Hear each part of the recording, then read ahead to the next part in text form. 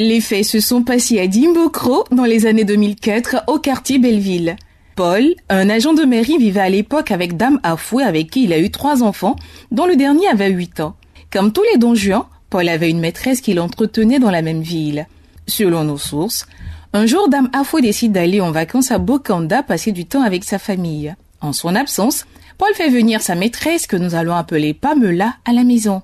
Celle-ci s'installe et le couple vit sans s'inquiéter jusqu'au jour où Dame Afoué annonce son retour. Le mari demande donc à Pamela de s'en aller pour laisser la place à la titulaire. Sauf que cette dernière est prise d'un malaise subite et demande à son chéri d'aller lui chercher un remède à la maison de sa tante avec qui elle vivait. Paul s'exécute et lui ramène le fameux remède. Le lendemain matin, jour de l'arrivée de Dame Afoué, Paul rappelle à Pamela qu'elle doit partir de la maison pour éviter les problèmes. Pamela, je m'en vais au travail, hein. Il faut faire, tu vas rentrer chez toi, car ma femme arrive aujourd'hui. Moi-même là, je ne suis pas une femme aussi quoi. Si ta femme arrive, on peut rester ensemble dans la maison. Aïe, ça fait quoi? Je suis une femme, elle est femme. Ça te fait 2 femmes dans la maison. Mais Pamela, ce n'est pas comme ça qu'on s'est entendu. Il faut faire, tu vas partir, hein. Il faut faire, tu vas partir. Malheureusement pour Paul, Pamela ne l'entend pas de cette oreille. Toutes les tentatives pour la faire partir restent vaines. Dans la foulée, Dame Afoué arrive à la maison et trouve Pamela bien installée dans son foyer à elle. En colère, elle prend ses bagages et part s'installer chez sa tante, toujours dans la même ville.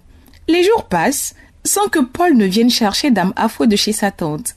Excédée, la tante rentre en jeu.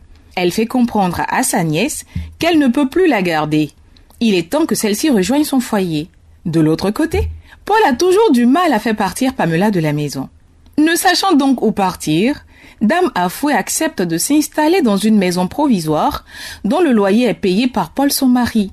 Si au départ, la dame pensait rester dans cette maison pour un temps, elle constate à son corps défendant que ce sera définitif car Pamela n'a jamais quitté Paul et est devenue la femme titulaire de l'agent de mairie pendant que elle, Dame Afoué, passait de femme titulaire à maîtresse.